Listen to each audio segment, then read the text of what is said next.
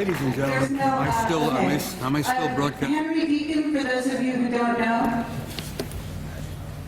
Am I still broadcasting you? It's still here? I'm going to ask. I was going to share a small story with you before I ran out of time. I'm going to ask the gentleman to please bear with me and give me just a few moments.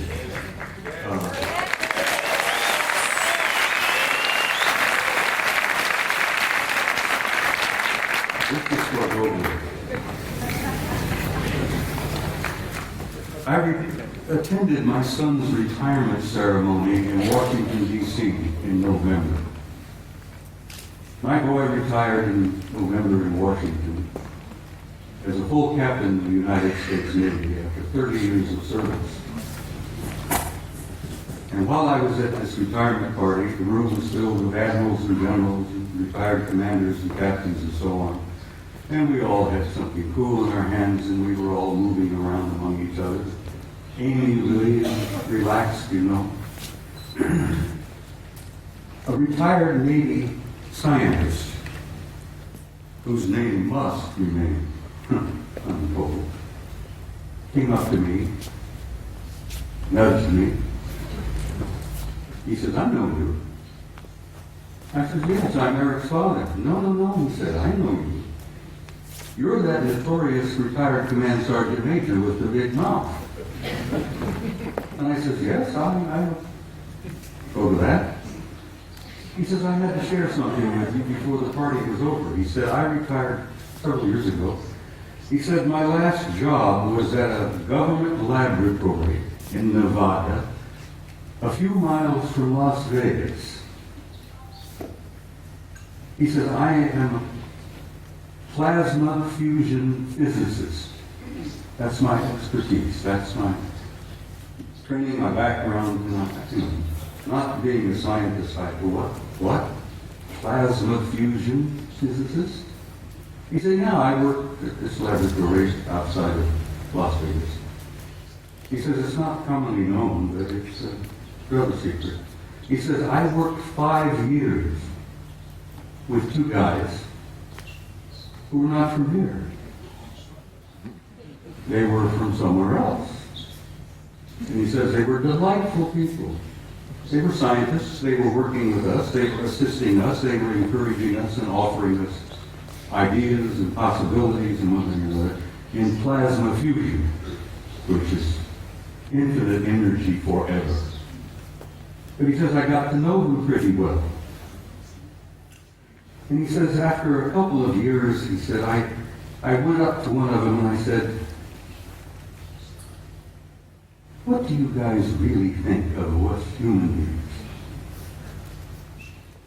And this chap, through somewhere, said, "Well, since you've asked, we think you are how did he word it? A primitive, savage, and dangerous race."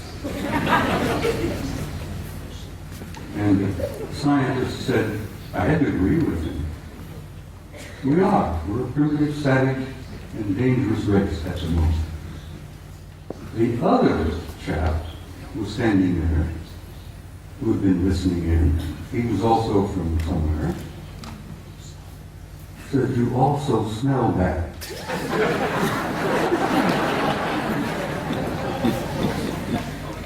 You humans stink. In nothing personal, mind you, we find that you don't smell good. And the scientist said, my first thought was,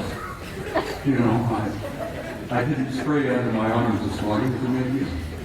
And they tried to explain that we humans have a psychic odor about us that they pick up and they find it terribly offensive. But it hit me in the eyes because when I was a boy growing up, my grandmother used to say, if we could only see ourselves as others see us, it would help so much to develop our integrity and our character and all that.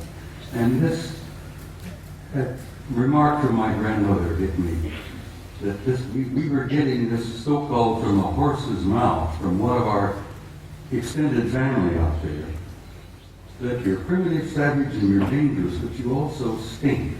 And I thought that was humorous, and I shared it with Gogo, and she said, please include that in your presentation. So Gogo, bless your heart, I did that for you, you know. Good night, everybody.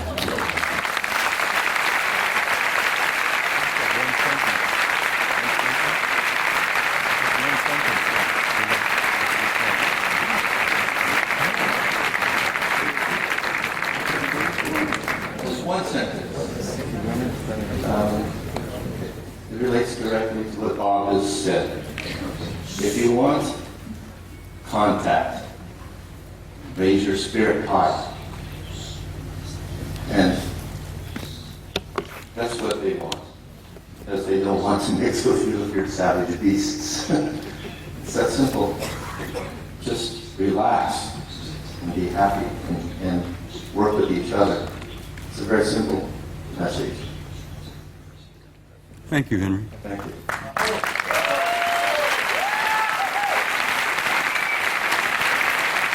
If you want to learn more about Henry Deacon, he is on our site. We have a lot of very long transcripts all about who he is, some of where he worked, and about Mars. We also have a video called Jump Room to Mars, in which David Wilcock and Bill Ryan and I discuss some of what he told us. And we're looking for maybe a 15-minute, maybe a half hour tomorrow when Henry Deacon can address you and maybe tell you some of the details. Thank you.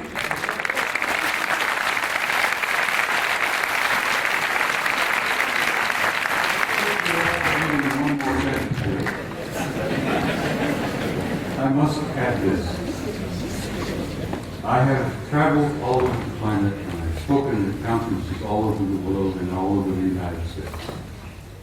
I have never been to a conference of this nature without there being at least one and generally two of the others in the audience. And I wanted you all to think about that and look around you and know that in your midst, I jokingly refer to it, you have good friends in high places and they're in your midst. And I learned over the years to recognize them. It's your family. Exactly, it's your family. But like Ingo Swan, I've developed the intuitive ability to spot them and recognize them.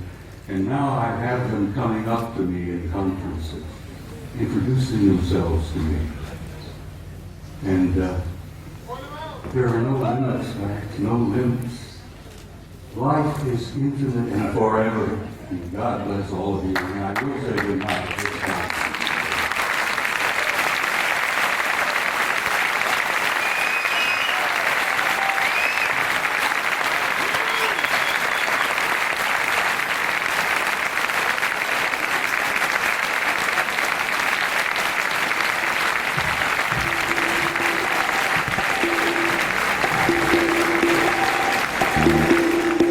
Thank you.